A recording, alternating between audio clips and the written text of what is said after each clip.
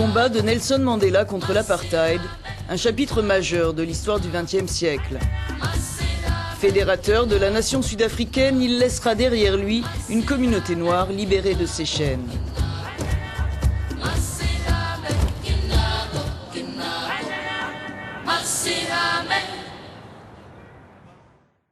L'émancipation de ceux qui constituent 80% de la population du pays n'a pourtant pas triomphé des inégalités. Seule une minorité parmi eux a conquis les rênes du pouvoir économique.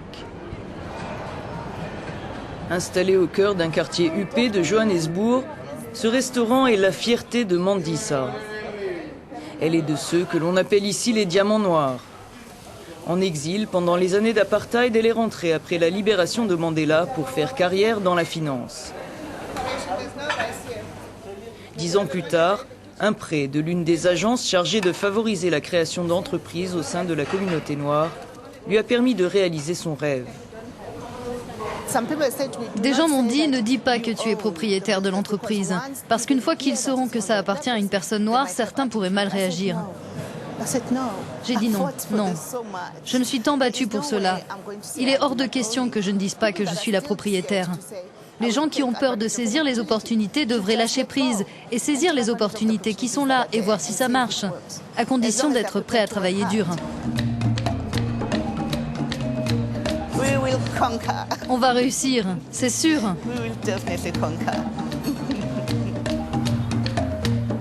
À quelques kilomètres de Johannesburg, la métamorphose du township de Soweto, qui fut au cœur de la lutte anti-apartheid, témoigne des changements survenus en 20 ans. Les lotissements coquets qui fleurissent çà et là, ou encore ce centre commercial de luxe, reflètent l'émergence d'une nouvelle classe moyenne. Soweto est une terre d'opportunités, nous dit Nkobile. Il est le seul entrepreneur noir à avoir créé une fabrique de bijoux haut de gamme dans un township sud-africain. Parti de rien, il a vendu des friandises dans la rue pour financer ses premiers outils. Après avoir reçu une formation et un microcrédit de l'État, Nkobile a ouvert son entreprise il y a 8 ans. On a lancé une nouvelle culture, une culture d'indépendance, une culture de travail. Ce n'était pas la norme pour des gens de couleur de produire des bijoux.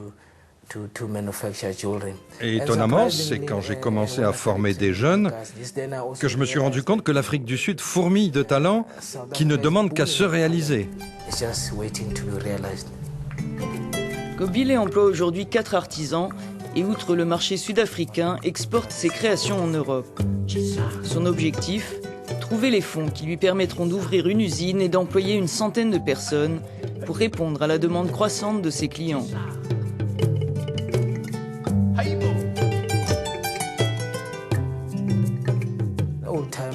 Les anciens dans la rue me disent « Nkobile, on aime ce que tu fais parce que c'est pour cela qu'on s'est battu. C'est cela qu'on voulait voir les jeunes accomplir aujourd'hui, qu'ils soient indépendants, vous voyez, et ne dépendent plus d'un maître comme il y a 20 ans, vous savez. » À Soweto comme ailleurs, la liberté acquise sous l'égide de Mandela n'a pas été synonyme de prospérité pour tous. Direction le township d'Alexandra, qui cristallise les problèmes dont souffre aujourd'hui une grande partie de la communauté noire.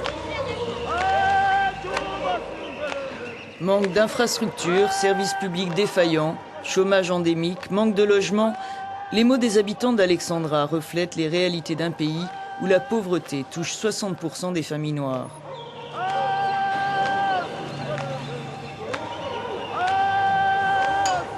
Toumi est de ceux qui tentent de pallier aux défaillances de l'État.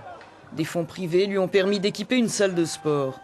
Il veut sortir les jeunes des griffes de la drogue, de l'alcool et de la délinquance qui sévissent dans les rues d'Alexandra.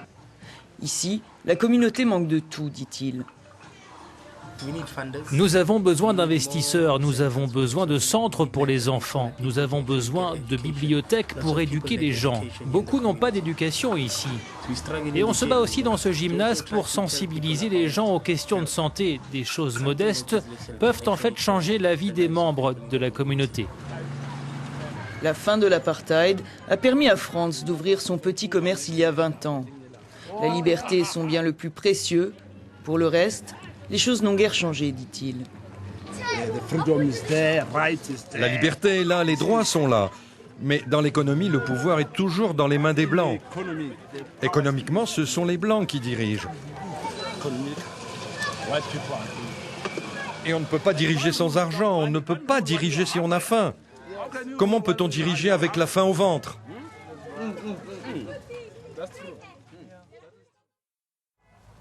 Si l'apartheid a disparu, une autre forme de discrimination sévit dans les townships sud-africains, comme ici à Diepsloot, où une partie de la communauté s'en prend aux immigrés africains.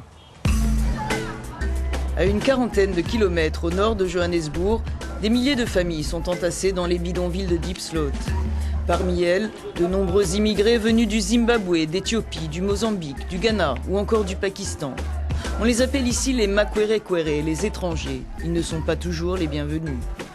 Violences verbales ou physiques, incendies, pillages, les agressions à leur encontre sont fréquentes dans les townships de ce type. Récemment, 2 hommes ont été tués à Diepsloot. Plusieurs dizaines de boutiques, comme celle de Daniel, venu d'Éthiopie, ont été saccagées et dévalisées en toute impunité. J'ai tout perdu. Ils ont cassé la porte. Ils ont même volé les étagères. Ils n'ont même pas laissé une petite cuillère ici. Ils ont volé tout l'argent. Et quand on appelle la police, ils ne peuvent rien faire, ils s'en vont. On n'est pas en sécurité, même notre vie est en danger. Artiste et slameur, Abel, lui, a fui le Zimbabwe, où il militait contre le régime de Robert Mugabe. Les gens viennent de l'extérieur de l'Afrique du Sud en pensant que l'herbe est plus verte ici, mais elle n'est pas si verte. On vit dans la peur. On ne sait pas de quoi sera fait demain. La xénophobie n'est pas morte, elle vit encore. Les gens sont frustrés parce que le gouvernement ne fait pas ce qu'il faut et les gens sont au chômage.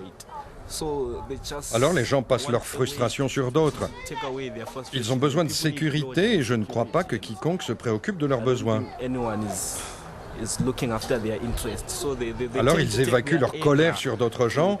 C'est dur de vivre ici si tu es un étranger.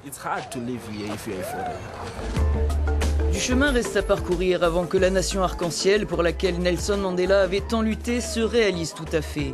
Un peu comme ceux qui jadis ont milité pour la liberté en Afrique du Sud, Abel rêve, lui, d'un autre monde.